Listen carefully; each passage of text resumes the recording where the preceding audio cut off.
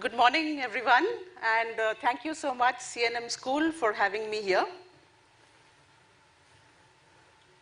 So, in the era of the fourth industrial revolution, now the slides are up.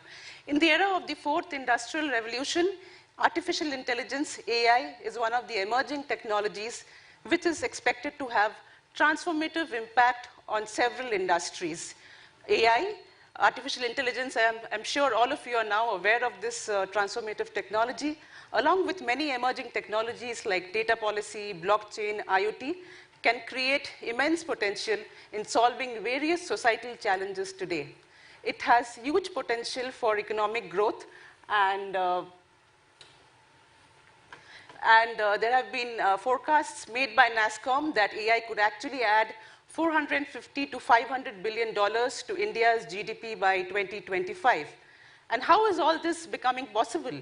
And one of the key reasons has been the explosive growth of data. There are staggering numbers which have been predicted by several IT analyst firms around the amount of data that is getting generated. And the number that you see for 2020 is huge. I mean, you can't even count the number of zeros in that statistics. So AI is everywhere, and you can see AI in our daily lives. Sorry, I'm just feeling a bit...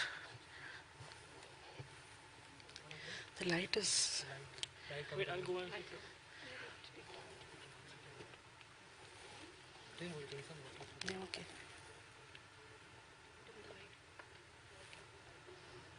Reduce the light.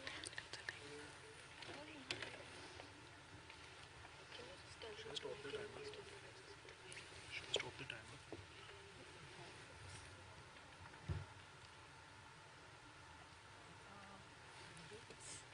The focus light is from the top. If you could move a little towards that side and speak, would that be possible? Sorry for the break here. So AI has been impacting our daily lives, and you will see AI everywhere. For example, in the morning when you get up and open your iPhone, you can see a Face ID, and that helps give you access to your phone. Similarly, when you get onto the internet and surf some of these social media channels, and if you get onto a... sorry, I'll have to just... This light is blinding me. Sorry. If you could just reduce the spotlight. Just see, they've dimmed it. Yeah. Yeah, the light is... I just can't see it. Yeah. The light is not really... Right. Is it better? Yeah, this is better. Come ahead, come ahead. Yeah. More ahead, so then the light won't come on your face. Right. Okay? Are you Yeah, okay now? this is okay. So you see AI impacting everyday lives of us from the time you use the AI for accessing your phone to the time that you go onto the website and you visit probably some of your social media channels. When you look at Instagram, you look at Instagram and Facebook, then there is a whole list of recommendations made on the friends that you should follow, the stories that you should read. Similarly, when you go to online e-commerce channels like Amazon, etc., it gives you a whole lot of predictions of the kind of things that you should buy based on your past shopping behavior, etc. All of this is AI in play. Similarly, if you have decided to go to a spot to meet your friends and you're driving from your home to that destination, what do you use? You use Google Maps, right? This is again an AI prediction which helps provide you the fastest and the shortest route to a destination. And similarly, there are several such instances of AI that you see in your everyday lives. Even when you go onto any internet search platform, you will often see that there are certain ads that are following everywhere. So even if you are going to a separate different site, you will see those same ads popping up. The AI has actually mapped your entire preferences, your shopping history, what do you like, what do you buy, what do you want to what are the places you want to visit, what are the kind of things you want to buy, and those start popping up and they start following you across your entire digital journey. So the entire digital footprint of an individual today is mapped out, and these are some of the instances of where you can see AI impacting your lives everywhere. Similarly, AI has huge impact in the social sectors as well. For example, AI can be used for farming. It can provide farmers with smart advisory. It can help provide AI farmers with crop prediction, yield estimation. It can help understand whether there is any insecticide or any pest infestation in the crops.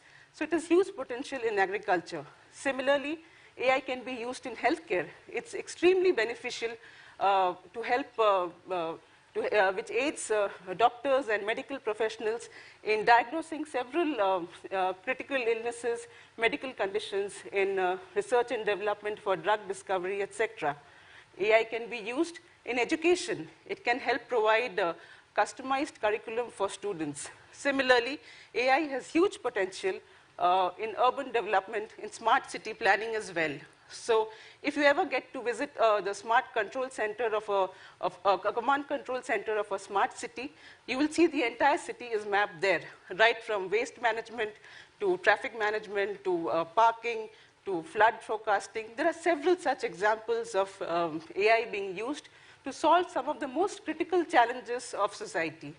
So these were just a few impact of AI that I've listed right now in your daily lives and also in the social sectors. But with power comes responsibility. As we see the transformative potential of this technology, increasingly we are also coming across several instances where AI is going wrong. There are several instances where there are ethical challenges that are coming up for AI. For some of them, for example, privacy, safety, discrimination, transparency, bias, fairness, and security, right?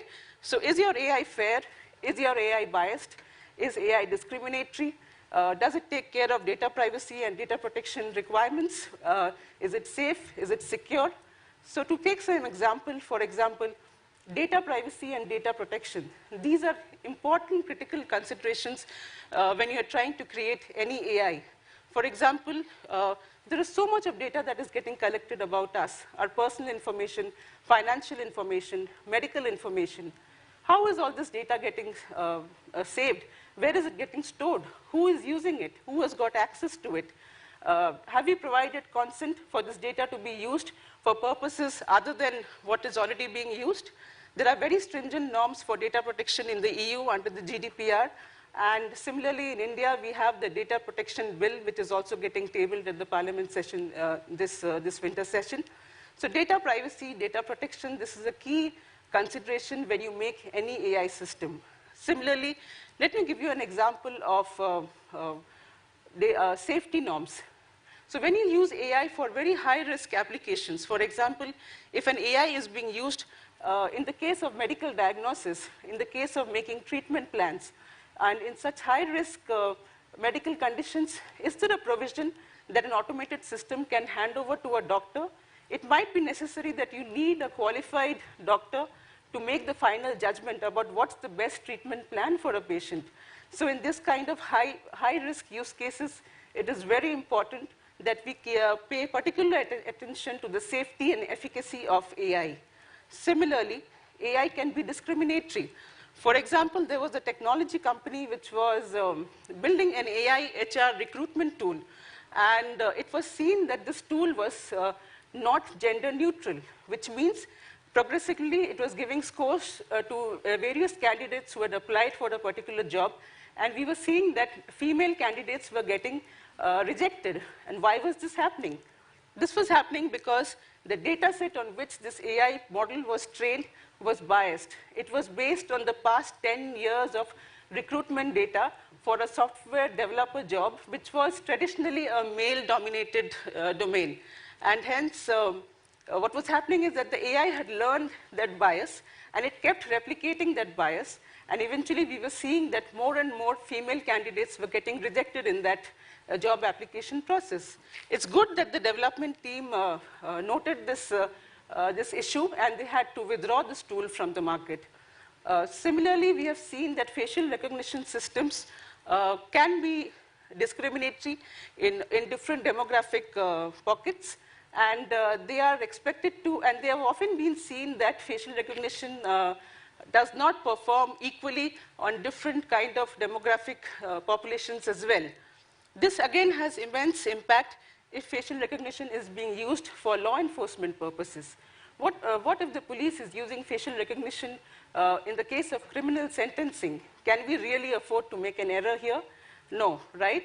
So facial recognition, while it can have immense opportunity, for example, in crowd monitoring, in tracking missing children, but it can also have these negative impacts when if it makes an error in its judgment, it can actually cause immense harm to those who are penalized through such sentencing, which is done through automated facial recognition systems.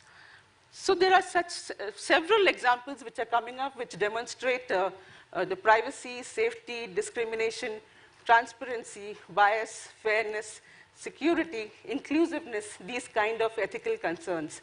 Inclusiveness is very important. The AI that you develop should be available to the entire population. Is it serving the entire population? If not, I mean, you need to build AI for all. So you saw the positive impacts and the opportunities of AI, and you saw the negative impacts and the possible ethical, social, and legal implications of AI. So there is a gap because technology advances at a very rapid pace, whereas legislation, regulation takes time to catch up.